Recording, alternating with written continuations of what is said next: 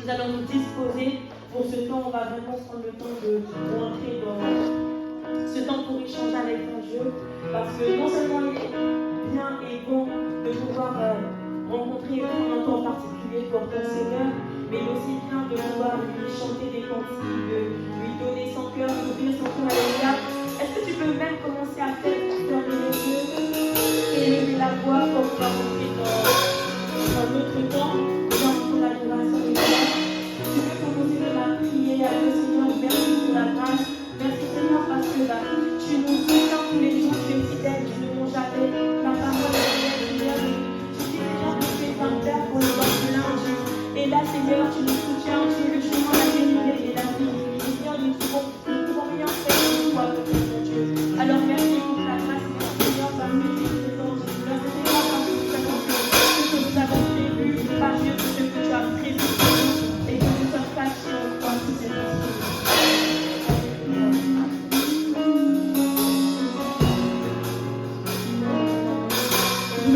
Tu lèves ta main, tu lèves ta voix et tu pries ton Dieu.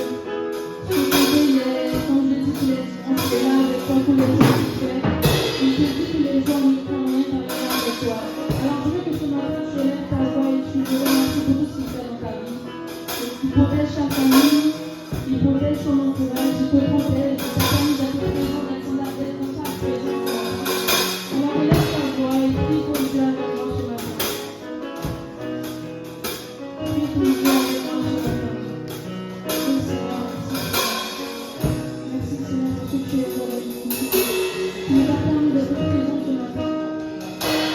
Merci Seigneur pour cette grâce, tu as renouvelé notre vie ce matin. Tu nous as permis d'être là. Même les personnes qui sont en chemin, Seigneur, tu vas les accompagner, Seigneur. Merci pour ce que tu fais, parce que tu protèges ma famille, tu protèges mes amis, tu protèges les collègues de travail. Merci Seigneur, parce que tu as toujours ta main posée sur moi. Même quand parfois je me détourne vers toi, et toi tu me rattrapes, tu me dis je suis ton enfant, et tu prends ma main, tu me rattrapes, tu me dis que je suis pour toi. Merci Seigneur, merci Seigneur, merci Seigneur.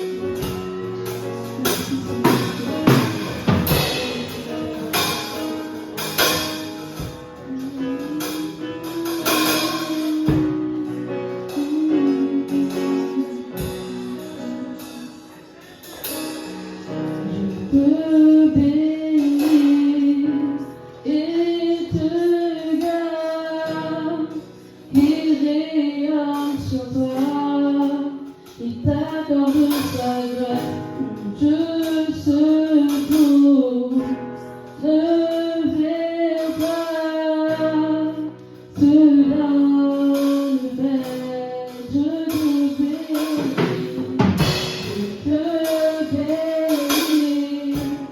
Et te garde, il rayonne sur toi, il t'accorde sa grâce, ton Dieu secours, ne verra, te donne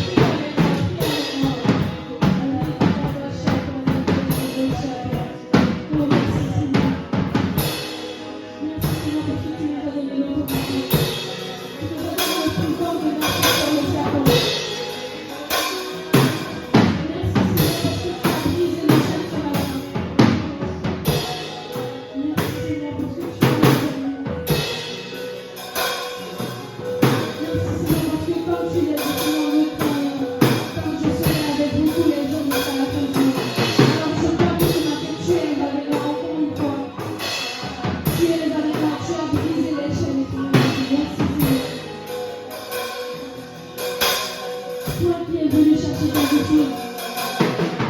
Je veux que tu sois d'ici en te disant que les chaînes sont tombées.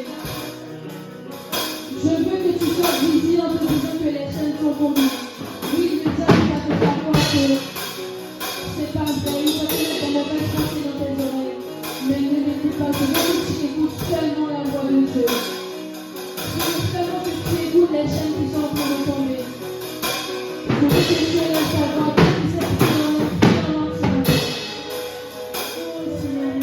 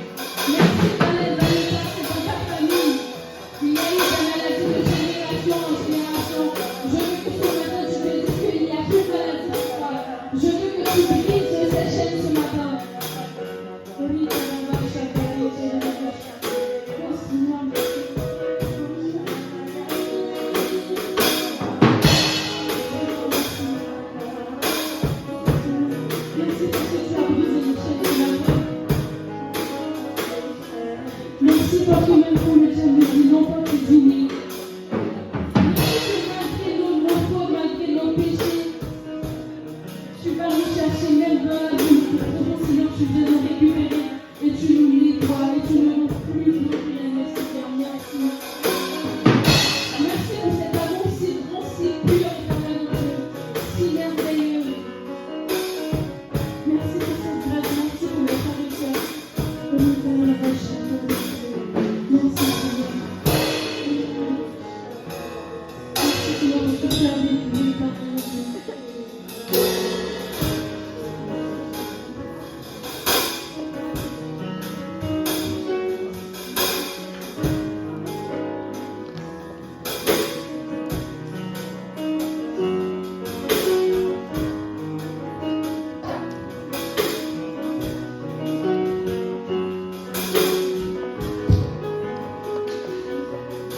Bienvenue à tous à l'église du Bénis.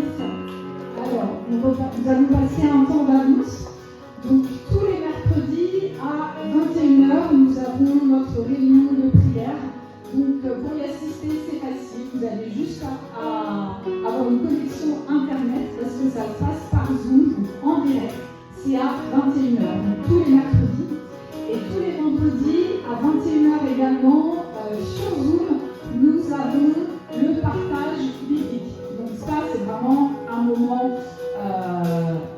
à ne pas manquer, au même titre que la réunion de prière, parce qu'en fait, voilà, tous les vendredis sont différents et c'est complètement inspiré par l'Esprit Saint. Voilà, ça peut être, on peut avoir des temps effectivement autour du partage biblique, autour du partage autour de la parole, mais ça peut aussi très bien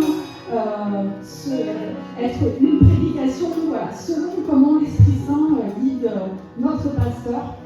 Et tous les samedis, de 10h à midi, nous avons l'évangélisation dans les rues d'Orléans. Donc vous êtes chaleureusement invités à y participer pour annoncer la bonne nouvelle à toutes les personnes d'Orléans, voilà, afin que vraiment la bonne nouvelle soit annoncée et que les personnes, les vies soient transformées et que l'évangile soit annoncé à de plus en plus de personnes. Et également, l'évangélisation a également lieu tous les jours à 18h. Enfin, ça dépend, je crois, des horaires. Mais en général, c'est annoncé, l'horaire et le lieu sont annoncés sur le groupe WhatsApp de l'église. Donc là, de la même façon, vous êtes invités à pouvoir y participer si vous le pouvez. Et puis bien sûr, nous avons notre culte tous les dimanches ici à 13h. Je crois que je n'ai rien oublié. Donc là, on a passé un temps d'offrande. Donc il y a un panier qui va passer au milieu de vous. Donc vous êtes libres de participer selon ce que le Seigneur, selon ce vous avez à cœur selon vos possibilités. Et il y a, je crois, peut-être aussi un boîtier. Voilà, c'est le pasteur Jade qui se dirige au fond de l'église. Voilà, si vous préférez semer via carte bancaire, vous pouvez vous présenter auprès du pasteur Jade.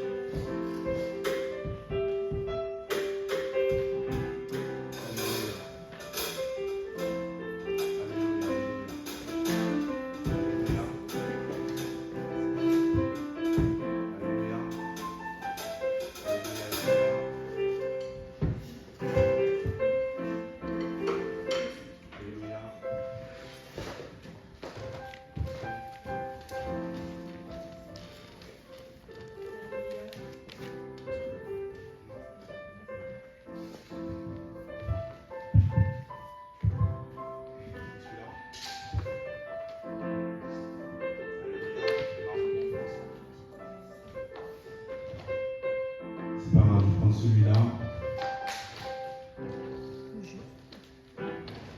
Alléluia. Est-ce que vous allez bien? Est-ce que vous allez bien? Je sais que vous n'avez pas bien dormi ce soir, mais est-ce que vous allez bien? Ça va? Vous allez bien? Ok, gloire à Dieu. Donc on va passer au message. Donc aujourd'hui j'ai un message très particulier à vous donner. Et le thème du message, c'est la stabilité en Christ. Dis à ton voisin la stabilité. Il n'a pas bien entendu. Dis à ton voisin la stabilité. Aujourd'hui, je vais être vraiment très bref et je vais aller vraiment à l'essentiel. Parce qu'il y a des notions qui ne sont pas comprises dans nos assemblées. Des notions qui sont pourtant simples, mais qu'on a modifiées, qu'on a des fois falsifiées, qu'on a des fois mis de côté, alors que pour moi, comprendre l'essentiel, c'est comprendre beaucoup de choses en Christ. Donc je vais vous donner la définition de la stabilité dans un premier temps. Donc c'est le caractère de ce qui tend à demeurer dans le même état. C'est un état d'une construction capable de demeurer dans un équilibre permanent. Le contraire de la stabilité, c'est le déséquilibre, l'instabilité et le vacillement. Donc, beaucoup de chrétiens, malheureusement, ne sont pas stables dans nos églises. Et le manque de stabilité font qu'on autorise des personnes, ça peut être un pasteur ou peu importe, à avoir des comportements qui ne sont pas bibliques. J'aime dire que si on encourage quelqu'un à faire des choses qui ne sont pas bonnes, je ne vais pas dire à qui la faute, mais quelquefois c'est nous-mêmes qui encourageons ce genre de comportement. Alors qu'on aurait pu faire différemment, alors qu'on aurait pu se référer à la parole de Dieu avant de pouvoir poser des actions, avant de pouvoir prendre des décisions. Et ça, c'est très important. Donc avoir aussi une bonne stabilité, c'est avoir du bon sens. Et la question que j'ai à te poser aujourd'hui, c'est: as-tu donné ta vie au Seigneur Jésus-Christ? Dans un premier instant, beaucoup de personnes vont dire: oui, j'ai donné ma vie à Christ en 2004, j'ai donné ma vie à Christ en 2020, en 2018. Mais sachez une chose, que donner sa vie à Christ, c'est un effort, c'est un effort qu'on fait tous les jours. On ne peut pas dire qu'on a donné sa vie à Christ et on vit notre vie comme bon nous semble. Lorsqu'on dit qu'on a donné notre vie à Christ, c'est là qu'on veut vraiment se conformer à sa parole. Dire qu'on a donné sa vie à Christ en 2004 ne veut rien dire. Dire qu'on a donné sa vie à Christ en 2002, si après on ne fait rien pour se conformer à la parole de Dieu, ça ne veut rien dire. Et lorsque tu poses la question à l'ensemble des chrétiens qui sont dans les assemblées, ils seront très forts pour te donner la date à laquelle ils ont donné leur vie au Seigneur, mais ils seront beaucoup moins forts pour te montrer les fruits de leur conversion en 2004, en 2012 ou en 2020. Et aujourd'hui, je vais vous poser plusieurs questions et vous allez voir où je veux en venir. Romains chapitre 10 au verset 9. Romains chapitre 10 au verset 9. On va voir ce que la Bible dit. La Bible dit, si tu confesses de ta bouche le Seigneur Jésus, et si tu crois dans ton cœur que Dieu l'a ressuscité des morts, tu seras sauvé. Je répète, si tu confesses de ta bouche le Seigneur Jésus, et si tu crois dans ton cœur que Dieu l'a ressuscité des morts, tu seras sauvé. Pourtant, ce simple verset est mal compris. Parce que avoir Jésus-Christ, c'est une notion de croire. Quelqu'un peut donner sans croire. Alors dire que j'ai donné ma vie à Christ, ça n'a pas réellement de sens si on ne croit pas. Jean chapitre 3 verset 16, le verset que toute la planète connaît, car Dieu a tant aimé le monde qu'il a donné son Fils unique afin que quiconque croit en lui ne périsse point, mais ait la vie éternelle. Et pourquoi ce verset n'a pas été, entre guillemets, modifié, et ils n'ont pas mis que quiconque donne sa vie en lui ne périsse point, mais ait la vie éternelle. Il dit qu'il croit, encore une fois. Donc donner sa vie au Seigneur, c'est quelque chose qu'on fait tous les jours. Comme je dis souvent, croire et donner, ce n'est pas la même chose, car on peut donner sans croire. Et il y a beaucoup de chrétiens, par des mauvais enseignements, on nous a appris à dire qu'on a donné notre vie au Seigneur, mais lorsqu'on examine notre vie personnellement, on voit qu'on n'a pas donné notre vie au Seigneur. Ce n'est pas possible. Parce que lorsque tu donnes ta vie au Seigneur, il y a des fruits qui en découlent.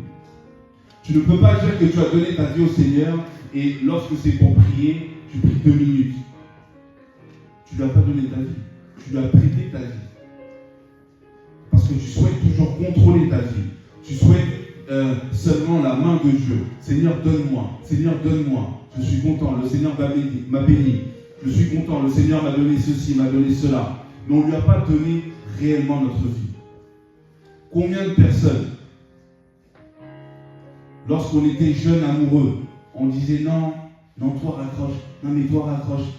Non, mais toi raccroche. Ah, toi tu m'aimes trop. Vas-y, toi raccroche. On reste des 3, 4, 5 heures au téléphone, sans pression. Mais lorsque c'est pour le Seigneur, 3 minutes on commence à bailler. Pour lire un livre seulement chrétien, c'est un combat pas possible. Et derrière, on va dire, j'ai donné ma vie au Seigneur en 2004. Ça n'a pas de sens. Donner sa vie au Seigneur, c'est porter sa croix. Donner sa vie au Seigneur, c'est de faire ce qu'il nous a demandé de faire. Et aujourd'hui, dans beaucoup d'assemblées, on est devenus spectateurs. On n'est plus devenus acteurs. On laisse tel ou tel pasteur parler et on rentre chez nous en disant que le message était bon. Si un message ne te pousse pas à la repentance, si un message ne te pousse pas à changer, c'est que ça a été un bon discours, mais pas un message de vie. C'est pour cela, donner sa vie au Seigneur, c'est un examen qu'on doit faire de nous-mêmes, parce que nous connaissons. On peut voir un frère, nous sort en Christ, on le voit le dimanche, on le voit peut-être en semaine, mais on ne sait pas ce qu'elle vit tous les jours. Donc nous-mêmes sommes capables aussi, en demandant l'aide du Saint-Esprit, de demander, voilà, Seigneur, est-ce que tu considères qu'à l'heure actuelle, je te donne ma vie? Et vous allez voir que beaucoup de personnes, lorsque le Saint-Esprit va vous parler, vous allez voir que en vrai, on a accepté le Seigneur, mais on ne lui a pas donné notre vie. C'est pour cela qu'il y a beaucoup d'expressions qui se donnent dans les églises, comme « j'ai donné ma vie au Seigneur ».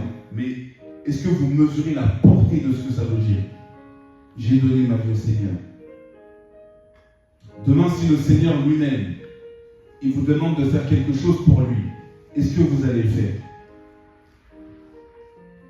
Il vous dit demain, je vais vous emmener en Tanzanie, ouvrir une église.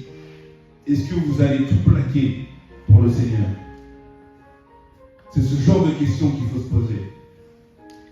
Si le Seigneur te demande d'abandonner une activité, est-ce que tu seras prêt à le faire pour la cause de l'évangile? Ce n'est pas tout le monde. Donc le fait de dire que j'ai donné ma vie au Seigneur n'a pas de sens. On croit au Seigneur Jésus-Christ, ok, mais lui donner sa vie, c'est une affaire de tous les jours. C'est le fait de porter sa croix. C'est le fait d'aller de l'avant. C'est le fait de prendre en considération ses paramètres avant les nôtres. Et malheureusement, ça se fait de moins en moins. Des fondations stables produisent une maison stable. Je répète, des fondations stables produisent une maison stable. Si la base n'est pas maîtrisée, on bâtit sur du sable. Et malheureusement, c'est quelque chose de véridique. Et vous allez voir que de plus en plus, dans les prochaines années, je vous parlerai de l'année 2025, de ce qui va arriver. Vous allez voir que l'hypocrisie ne pourra plus demeurer dans les églises. Le semblant ne pourra plus demeurer dans les églises. Il y a des personnes qui vont beaucoup ramer en 2025. Parce qu'on ne peut plus faire semblant, parce que le calendrier s'accélère. À nous d'être des disciples et non des chrétiens de nom. Et ça commence par la stabilité. 1 Corinthiens chapitre 3, verset 16 à 17. 1 Corinthiens 3, 16 à 17. Ne savez-vous pas que vous êtes le temple de Dieu et que l'Esprit de Dieu habite en vous? Si quelqu'un détruit le temple de Dieu, Dieu le détruira, car le temple de Dieu est saint et c'est ce que vous êtes. On est le temple de Dieu. Et des fois, cette petite nuance est méprisée. Des fois, on pense que notre corps nous appartient, on pense qu'on est la propriété du Seigneur. Le Seigneur fait ce qu'il veut. Et des fois, c'est lorsqu'on est confronté à la mort qu'on comprend l'intérêt que nous sommes le temple de Dieu. L'intérêt que nous sommes que de passage sur terre. Tant qu'on est en bonne santé, tant que le Seigneur nous bénit, tout va bien. Mais lorsque la santé commence à être touchée, on commence à penser à notre éternité. Alors qu'on doit penser à notre éternité avant même la santé, avant même toutes ces choses-là. Mais malheureusement, tellement on a ballotté d'église en église, tellement on est parti dans diverses choses sans comprendre réellement la portée de ce qu'on dit, on se perd. Tu peux demander à ton voisin quel est ton fondement. Je me pose la question et attends la réponse. Quel est ton fondement? Marc chapitre 8 au verset 34 à 35. Marc 8, 34 à 35. La Bible dit: puis ayant appelé la foule avec ses disciples, il leur dit: si quelqu'un veut venir après moi, qu'il renonce à lui-même, qu'il se charge de sa croix et qu'il me suive. Car celui qui voudra sauver sa vie la perdra. Mais celui qui perdra sa vie à cause de moi et de la bonne nouvelle la sauvera. Donc là, il s'agit clairement de renoncer à nous-mêmes. Et c'est quelque chose de très difficile dans les églises, car nous avons tous des projets. Et des fois, vous avez des prédications qui poussent les enfants de Dieu à avoir des projets dits matériels, mais qui ne vont pas les rapprocher de Dieu. Que chacun se charge de sa croix. Et se charger de sa croix, c'est une affaire de tous les jours. Le Seigneur Jésus, il a dit: je serai avec vous jusqu'à la fin du monde. Donc, on comprend que lorsqu'il dit qu'il se charge de sa croix et qu'il me suit, c'est jusqu'au bout. C'est achever la course avec Christ. Et aujourd'hui, nous avons beaucoup de choses qui peuvent nous détourner de Christ. Et je vais te reposer ces questions. Est-ce que donner 2 minutes de temps de prière, c'est donner sa vie à Christ?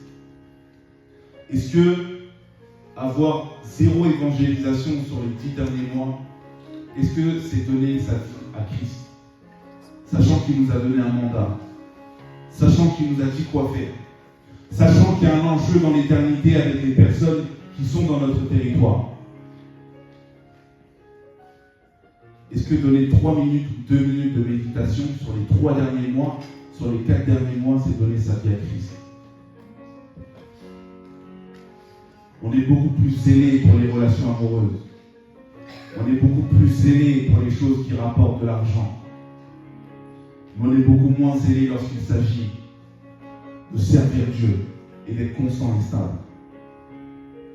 Vous savez, le format d'église qu'on a connu, bientôt il ne sera plus. Et pour ceux qui arrivent à lire sur le temps, l'aspect assemblé comme ça arrivera un temps où la persécution viendra et qu'on sera contraint d'aller dans les maisons. Et lorsqu'on parle de persécution, ce n'est pas oui, ma mère veut m'empêcher d'aller à l'église. Non, ça c'est pas de la persécution. De la vraie persécution, c'est aller au point où on met des personnes en prison pour leur foi. Pour l'instant, ça ne touche pas encore la France. Mais quand ça va toucher la France, il y aura beaucoup de chrétiens qui auront peur de se déplacer, même dans les groupes de maison. Ils auront peur d'avoir une Bible, même dans leur téléphone, parce que les téléphones seront tracés.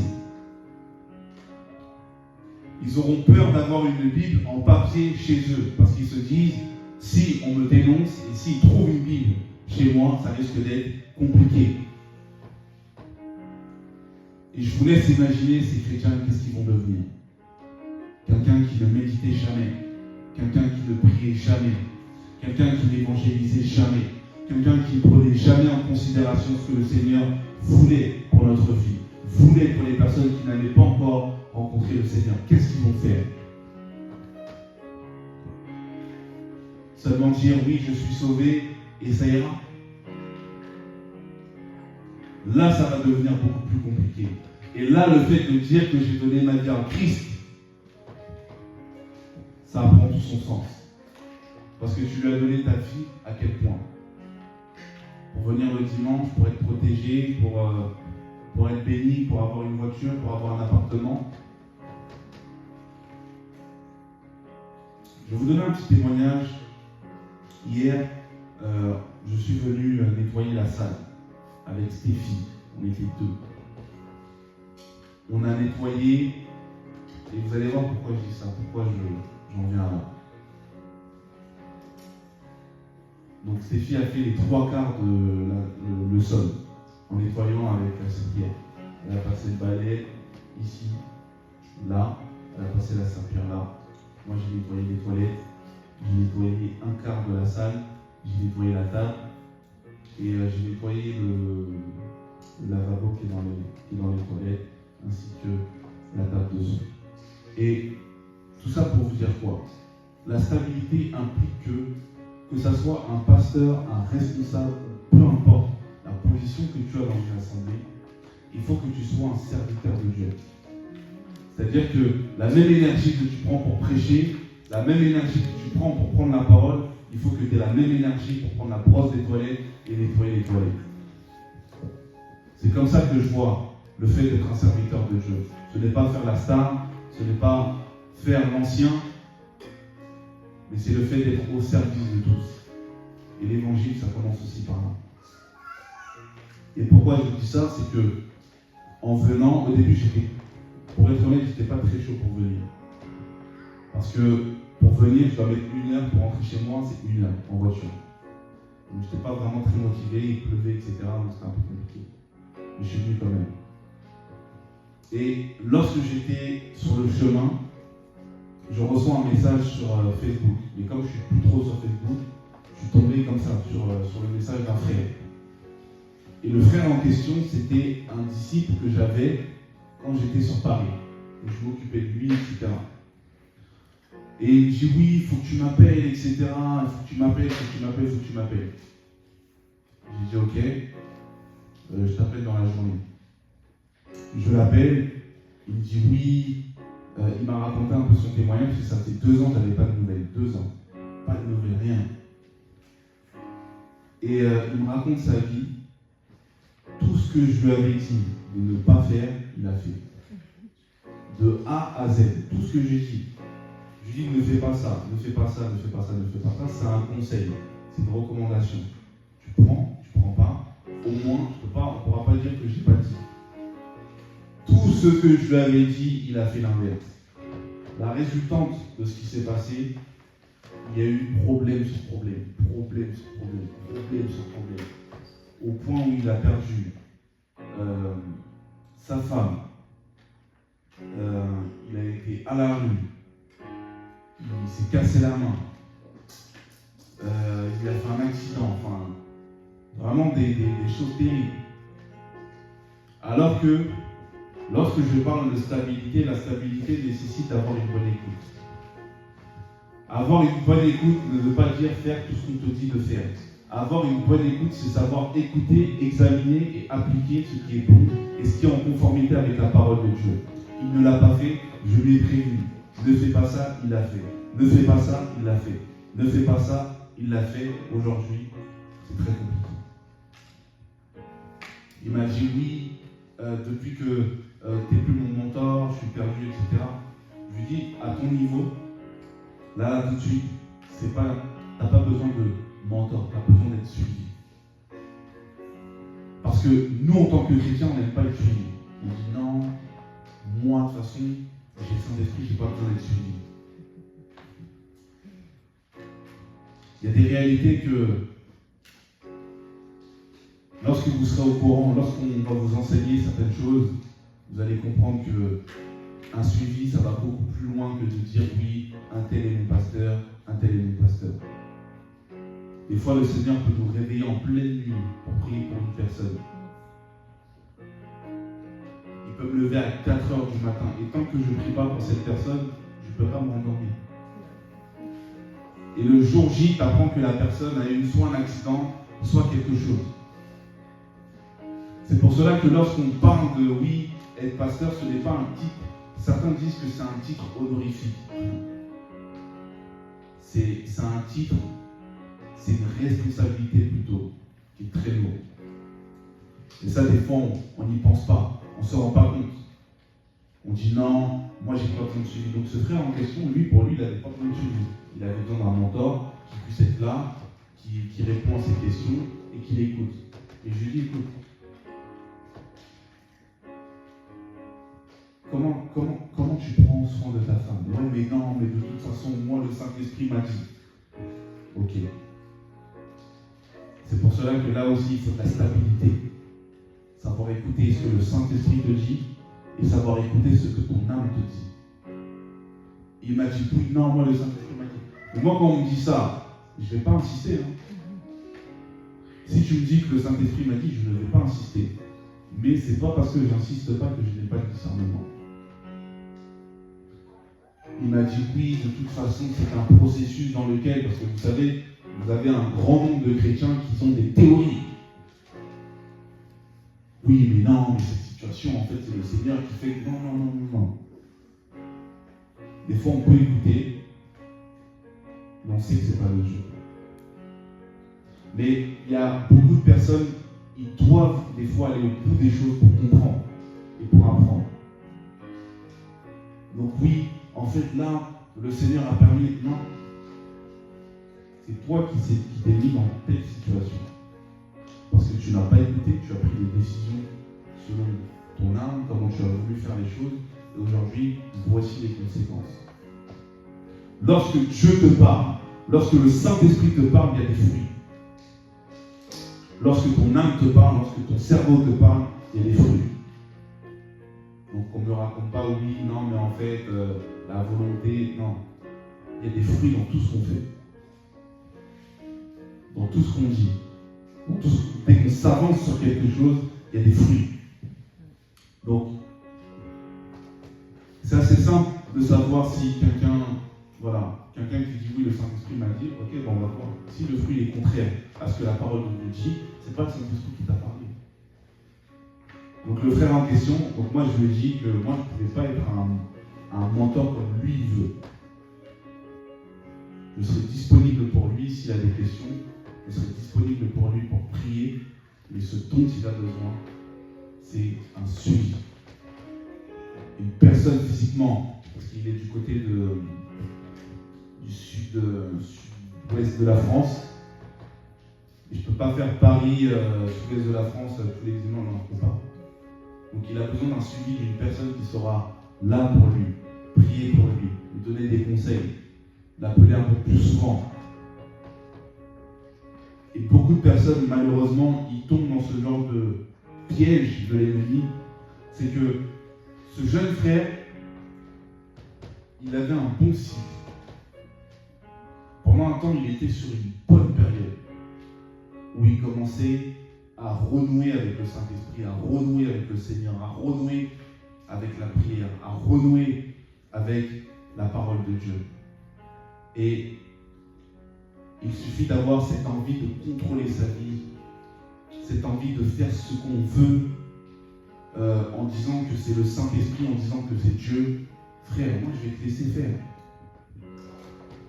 Parce que si je te dis non, tu vas dire « Ah, t'as vu le pasteur, le Saint-Esprit m'a parlé, il m'a bloqué. » Ça aussi, c'est un discours de chrétien qui est trop facile. Donc c'est pour ça que quand quelqu'un me dit « J'ai ça à cœur », soyons pas pressés. Voyons voir les fruits. Donc malheureusement, ce frère, voilà, il s'est perdu, mais vraiment. Donc maintenant, il faut que je l'appelle durant la semaine. Voilà, il y a un autre travail à faire. Tant que je n'ai pas son pasteur au téléphone, voilà, pour lui expliquer un peu le contexte, pour qu'il puisse bien prendre le relais en connaissance de cause, c'est beaucoup plus compliqué. Voilà, donc on perd des cycles, on perd des saisons comme ça, on perd des choses en voulant en faire qu'à nos têtes, alors qu'on doit être stable en Jésus-Christ. Dieu est un Dieu ordonné et stable. Dans nos églises, nous sommes désordonnés et pas stables. Et ça, c'est quelque chose qui m'attriste au plus haut point. Le fait d'avoir un manque de stabilité. On va prendre deux passages qui sont très importants. Jacques chapitre 1 au verset 2 à 15. Jacques 1, 2 à 15. Mes frères, regardez comme un sujet de joie complète les diverses épreuves auxquelles vous pouvez être exposés, sachant que l'épreuve de votre foi produit la patience. Mais il faut que la patience accomplisse parfaitement son œuvre afin que vous soyez parfaits et accomplis, sans faillir en rien. Si quelqu'un d'entre vous manque de sagesse, qu'il la demande à Dieu, qui donne à tous simplement et sans reproche, et elle lui sera donnée. Je vais m'arrêter là et je vais continuer ensuite. Vous avez des épreuves que vous avez dans votre vie qui ont un but, qui est censé vous donner de la patience. Mais lorsque un chrétien a des épreuves, il crie au scandale et au drame. Il dit que c'est le diable qui l'attaque, alors qu'il y a des épreuves qui sont faites pour produire de la patience. On peut voir l'exemple de Jésus lorsqu'il a été baptisé, il a été enlevé par l'Esprit, l'Esprit avec un grand E. Et il a été tenté, n'est-ce pas? Lorsque tu es tenté, ça rentre dans le cadre de l'épreuve. Et l'épreuve, elle venait de qui?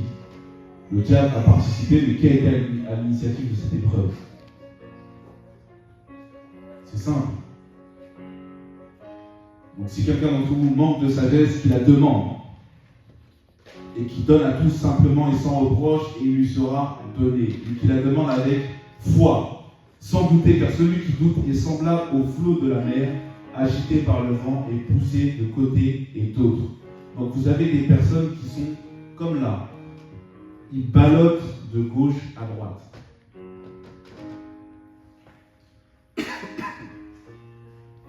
Ils balochent de gauche à droite. Ils partent de gauche à droite.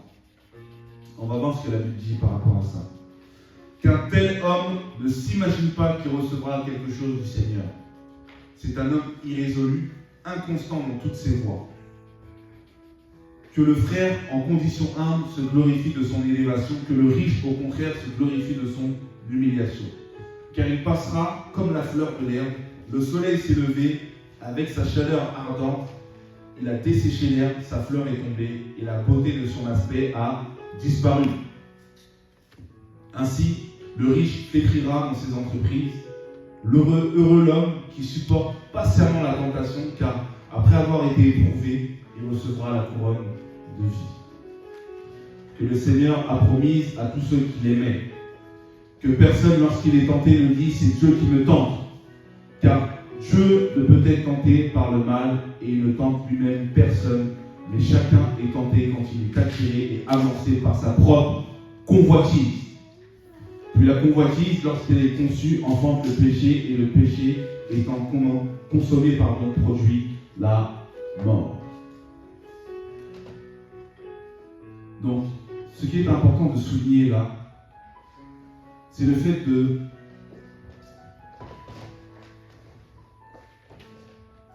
vous avez beaucoup de chrétiens, malheureusement. Et comme je le dis souvent, on aime accuser Dieu. On aime dire, c'est Dieu qui a fait ceci, c'est Dieu qui a fait cela. Sans avoir le discernement, on aime accuser Dieu. Si je suis dans telle situation, c'est que Dieu l'a voulu. Mais qui vous a dit que Dieu a voulu cette situation? Qui vous a dit que l'objectif de Dieu, c'était de vous rendre triste? Mais on ne se pose jamais la question. Et j'aime la fin du verset qui dit que chacun est tenté quand il est attiré et amorcé par sa propre convoitise.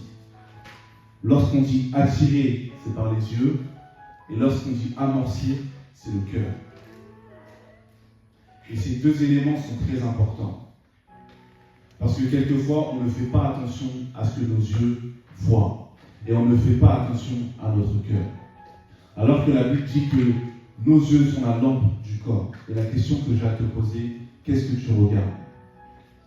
Est-ce que tu regardes à Dieu et en sa parole, ou est-ce que tu regardes en Instagram et seulement TikTok? Et ensuite, la convoitise, lorsqu'elle a conçu, enfante le péché. Ça veut dire que lorsque vous voyez une personne qui a péché, on pense que tout à coup, la personne a péché. Mais il y a déjà eu un processus qui a déjà été amorcé par les yeux, le fait d'être attiré, par le cœur, le fait d'être amorcé, et ensuite par la convoitise. Et la convoitise a enfanté le péché. Et le péché étant consommé, produit la mort. Et un verset qu'on connaît tous, qui dit que le salaire du péché, c'est la mort. Donc avant d'arriver à ce processus-là, il y a quelque chose. C'est pour cela que lorsque je vous dis qu'il faut donner sa vie au Seigneur tous les jours, c'est de veiller à ce qu'il n'y ait pas quelque chose d'attiré, d'amorcer comme convoitise, afin de ne pas pécher. De voir les épreuves comme quelque chose qui peut produire de la patience. Et pas voir au travers des épreuves comme quelque chose qui va nous fatiguer. Lorsqu'on parle de couronne de vie, c'est devenu étranger à l'Église. On n'y pense même pas.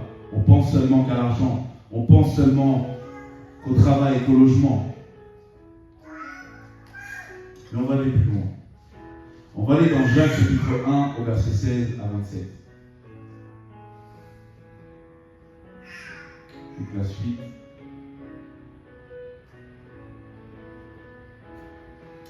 Ne vous y trompez pas, mes frères bien-aimés.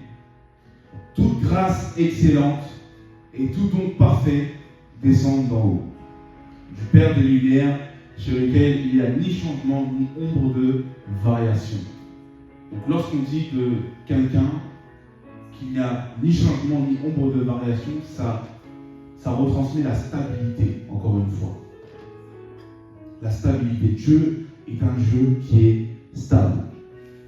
Et il nous a engendrés selon sa volonté par la parole de vérité, afin que nous soyons en quelque sorte les prémices de ses créatures.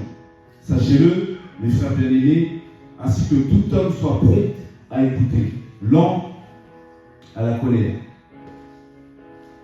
Donc, certaines versions disent lent à se mettre en colère. Donc, là aussi, ça montre un processus.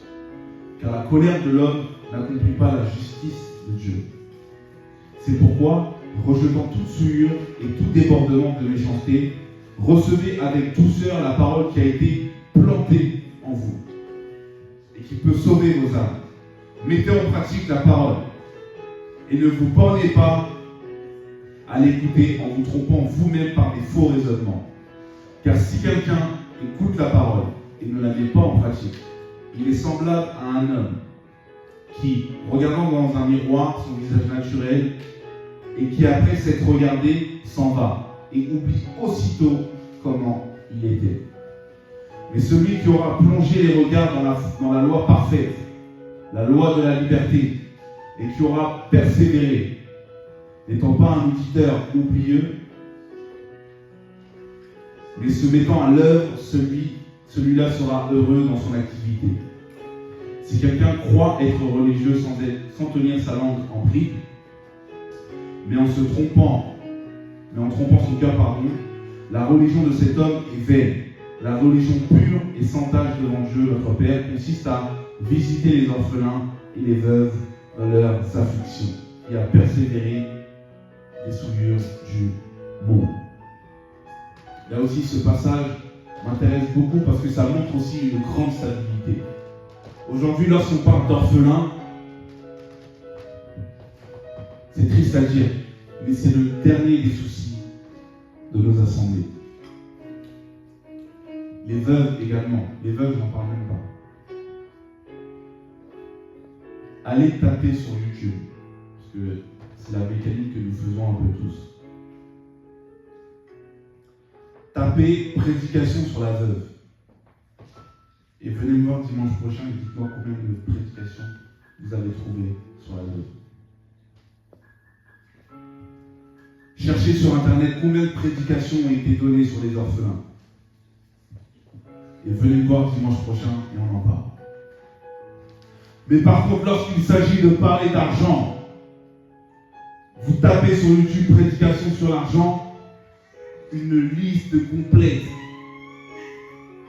Lorsque c'est pour parler de Lamborghini, d'avion première classe, il y a des pages et des pages de prédication.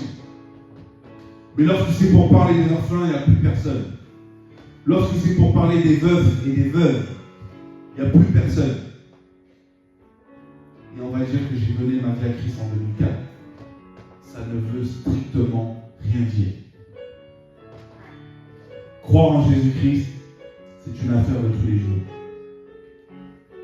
Écouter le mandat que Jésus nous a donné, c'est une affaire de tous les jours. C'est pour ça que par le manque de stabilité, par le manque d'enseignement, par le manque de toutes ces choses-là, on passe à côté de beaucoup de choses, malheureusement. Et je vais vous donner un témoignage que j'ai écouté récemment qui m'a quand même marqué.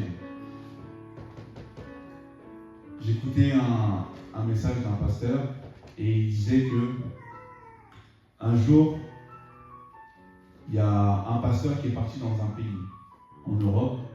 Le pays s'appelle le Luxembourg, et tout le monde connaît. Et le pasteur en question, il y a des satanistes qui sont venus, qui lui ont dit, si tu implantes ton église ici, il va t'arriver des bricoles. Première réaction de tous les pasteurs, de tous les responsables, de tous les chrétiens, non, mais Jésus, etc. Ok. Peu de temps après, je ne sais plus exactement quand, le pasteur il a eu un cancer. Déjà, il a eu un cancer. Dans la salle, il y avait un autre pasteur qui sous-louait la salle. Le pasteur qui a eu un cancer, il est mort. Pour vous dire la fin du film en même temps, il est décédé. Celui qui sous-louait la salle, c'est comme nous, après notre culte, il y a une autre église qui vient. Donc c'est la même chose. Donc la personne qui venait après, pareil, cancer, il est mort une semaine après. Et il y avait plein de cas similaires dans le pays, etc. Et des fois, on a l'impression que à ne pas être stable, pour moi, ne pas être stable, c'est aussi un manque d'intelligence. Et un manque de sagesse. Parce que des fois, on peut être intelligent en Christ. Parce que lorsque tu es intelligent en Christ, tu fonctionnes avec la sagesse de Dieu. Et pas forcément avec la sagesse des hommes. Parce que ce pasteur qui est décédé du cancer, il est parti au Luxembourg que parce que il n'y a pas beaucoup d'églises. Donc il s'est dit, comme il n'y a pas beaucoup d'églises, on va implanter une église. Comme si le fait d'implanter une église, c'est d'avoir un micro, une salle et des chaises. Mais ça va beaucoup plus loin que ça. Donc il y a un autre pasteur pareil. Lui, il a été frappé par une maladie. Et ses deux enfants ont eu des maladies incurables. je vous laisse imaginer l'état de la personne. Tu viens prêcher, tu penses bien faire et tout ça va sur toi.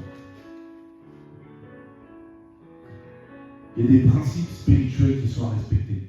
Lorsqu'on parle de territoire, il y a des entités qui sont dans des territoires. Il y a des esprits mauvais qui sont dans des territoires, qui agissent dans des territoires.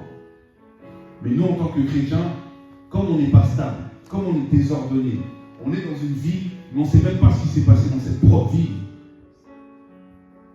On ne sait pas quel esprit a dominé cette ville. Et on vient, on dit oui, moi depuis 2 semaines là, je suis oppressé. Tu connais l'histoire de la ville et tu parles d'oppression? Est-ce que tu connais l'histoire de la France? Est-ce que tu connais l'histoire d'Orléans?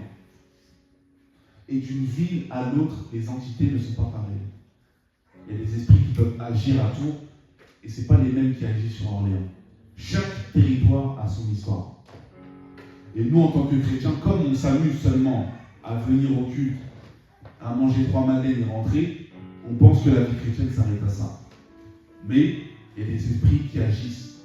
Des esprits qui agissent chez les chrétiens. C'est pour ça que des fois, il y a ce qu'on appelle des esprits de lourdeur. Et ça, je parle vraiment de la ville d'Orléans.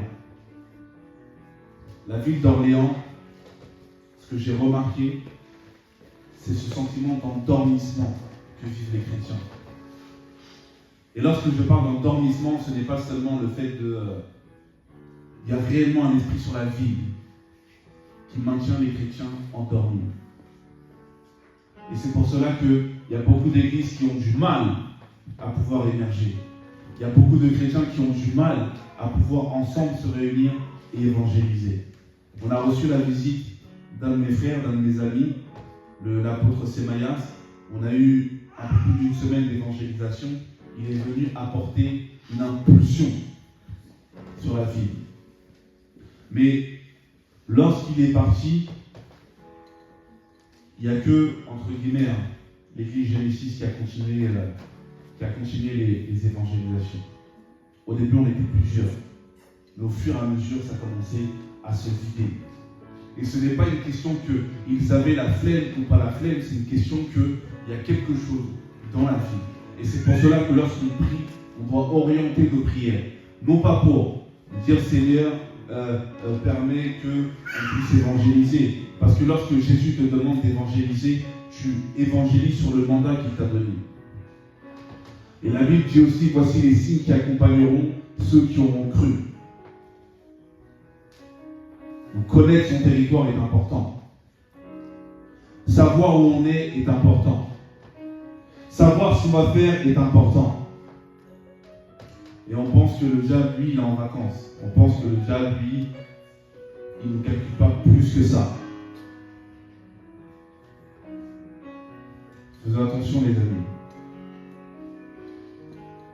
Parce que des fois, à trop vouloir jouer avec le monde spirituel, on peut très vite se perdre.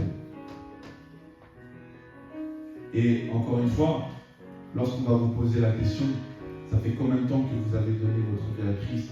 Répondez-leur que je donne ma vie à Christ tous les jours. Parce que tous les jours, il faut faire un effort pour prier. Tous les jours, il faut faire un effort pour méditer la parole. Si vous ne faites pas d'effort pour méditer la parole, votre corps va vous ralentir.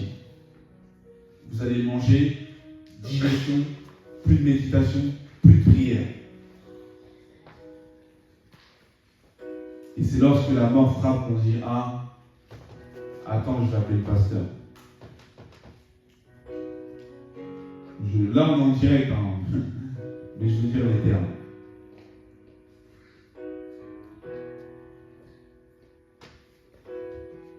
Je ne suis pas l'intermédiaire entre vous et Dieu. Ça peut vous choquer. Je suis là pour vous accompagner. Mais vous avez le Saint-Esprit en vous. Vous avez la source en vous. Un berger, c'est quelqu'un qui paie des brebis, qui accompagne les gens, mais qui n'est pas l'intermédiaire. Jésus a déjà fait ce rôle-là. Il a déjà accompli ce qu'il devait accomplir. Et même quand il est parti, il a dit, je vous enverrai le consolateur. Mais nous, en tant que chrétiens, on nous a enseigné que le pasteur devait être le seul intermédiaire. Or, c'est faux. Parce qu'en faisant ça, vous avez des personnes qui n'évoluent plus dans le Seigneur. Ils sont comme le passage disait, des auditeurs oublieux. C'est-à-dire qu'ils vont venir que pour écouter les messages. Mais ils ne vont pas directement parler avec le Saint-Esprit. Ils ne vont pas directement se plaindre même avec le Saint-Esprit, lui parler.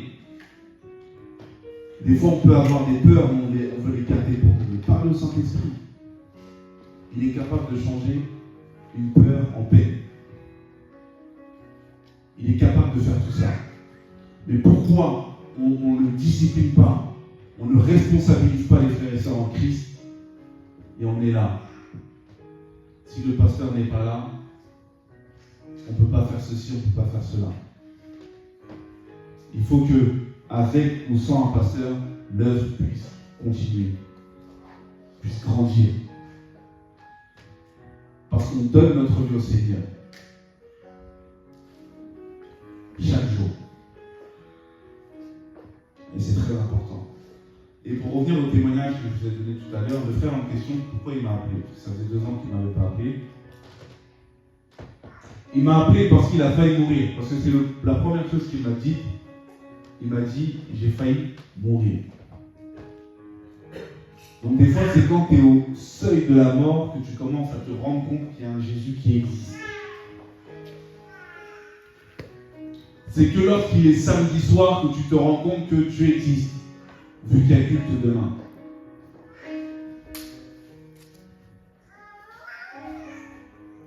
Est-ce que vous savez que dans l'église primitive, les premiers disciples, ils étaient assidus au temple, ils allaient tous les jours au temple. C'est nous, en 2024, on se dit dans nos têtes, le culte, c'est dimanche. C'est comme ça qu'on a grandi. C'est comme ça que nos pères, c'est comme ça que nos anciens, les piliers, les pionniers, ils ont fonctionné. On te dit que le culte, c'est dimanche. Alors que les premiers disciples étaient assidus au temple tous les jours. Ce qui veut dire quoi? Ça veut dire que tous les jours, ils faisaient l'effort de se rapprocher de Dieu. Tous les jours, ils faisaient en sorte de corriger, d'être enseignés, de pouvoir aller, de se réajuster s'il faut se réajuster. Mais aujourd'hui, on va dire oui, j'ai donné ma vie à Christ en 98. Et ensuite, qu'est-ce que ça veut dire réellement, de vous à moi? Porter sa croix, ça veut dire quoi? Parce qu'il y en a plein qui, quand on leur dit porter sa croix, ils pensent qu'ils vont mettre une chaîne avec une croix, c'est bon, ils vont porter la croix. Non, c'est pas ça. Porter sa croix, c'est assumer. Et ne vous étonnez pas de ne pas voir des dimensions dans la grâce de Dieu, dans la main de Dieu, comme vous voulez, si l'effort que vous faites est un effort zéro. Vous imaginez si Moïse, on lui dit prends ton bâton, fais ça, il prend son bâton, il le dépose par terre. Il n'y aurait pas eu la mer ouverte en deux. Vous imaginez si Pierre, avec l'oreille de Malchus, il a coupé l'oreille de la personne, Jésus a fait un miracle créatif. Si Jésus n'avait pas fait l'effort de, l'oreille serait encore coupée. Il n'y aurait pas eu de miracle créatif et le Seigneur ne serait pas glorifié à ce moment-là. Il y a des choses que Dieu nous demande de faire. Si on ne le fait pas, les conséquences peuvent être terribles. Et je ne vais pas rentrer dans trop de détails parce que ça serait prêcher un autre message, mais quel type d'arbre es-tu? Ça, c'est la question que je vais vous poser. Quel type d'arbre êtes-vous plutôt?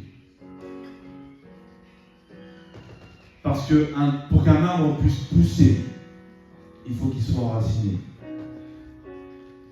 Et en plus de l'enracinement, il faut de l'eau. et l'autre qui représente la parole de Dieu.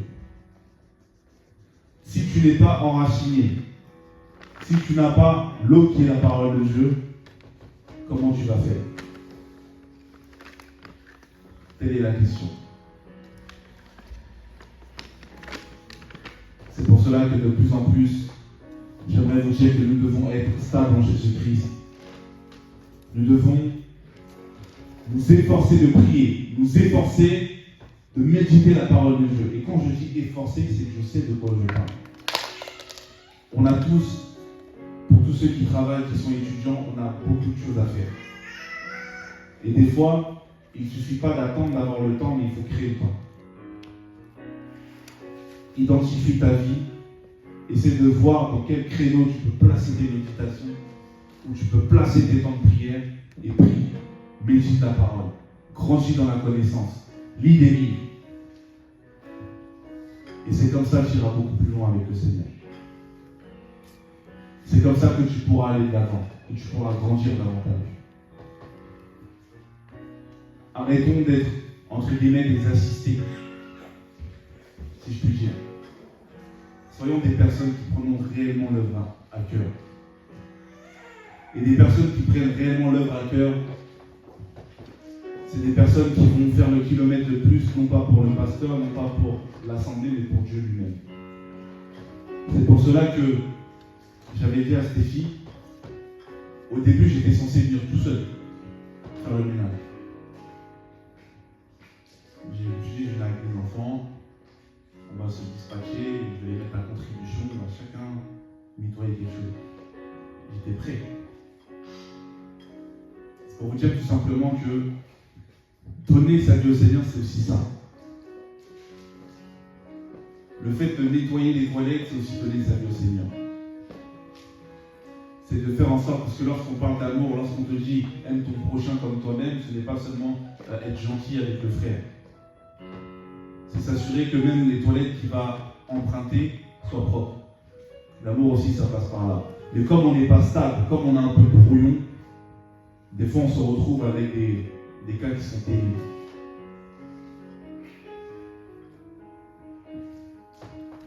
Je vais m'arrêter là. Et si vous devez retenir une chose de tout le message, c'est que vous devez donner votre vie à Christ tous les jours. Ce n'est pas une date d'anniversaire, c'est un style de vie. Ce n'est pas un trophée ou un tableau de chasse qui dit voilà, j'ai fait ça en telle année, c'est tous les jours. Et vous savez, de plus en plus, vous avez des personnes qui vont dire oui, moi en 2002, j'ai évangélisé. Non, ce que tu as fait en 2002, c'est ce que tu as fait en 2002. Aujourd'hui, qu'est-ce que tu fais pour le Seigneur? Parce que ce même Seigneur, bizarrement, il renouvelle le souffle de vie tous les jours. Mais toi, tu pries pour le Seigneur et tu le sers périodiquement. Il faut qu'on se revoie. Il faut qu'on voit notre stabilité, qu'on revoie notre engagement avec le Seigneur et qu'on avance en connaissance de cause. On va se lever et on va prier. On peut acclamer le Seigneur.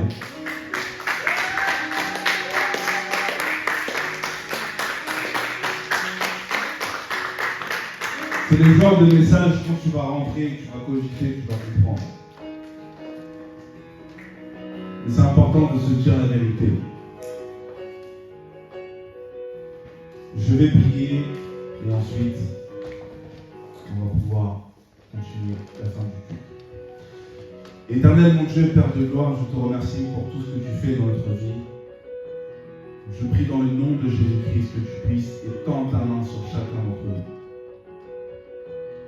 Père éternel, tu nous as fait grâce depuis le début et tu as permis à ce qu'on puisse aller de l'avant.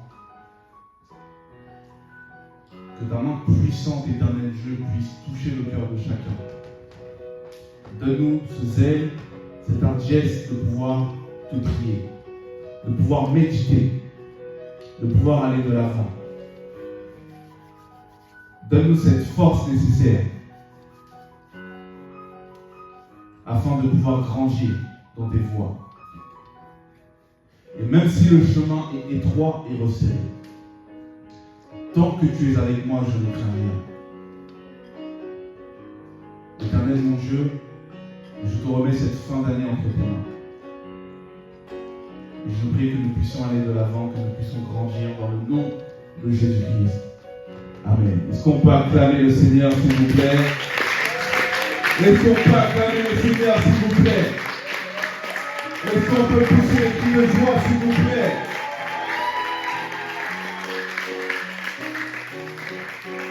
Ah là là. J'ai cru entendre des cris de joie de chrétiens fatigués. Mais on va la refaire.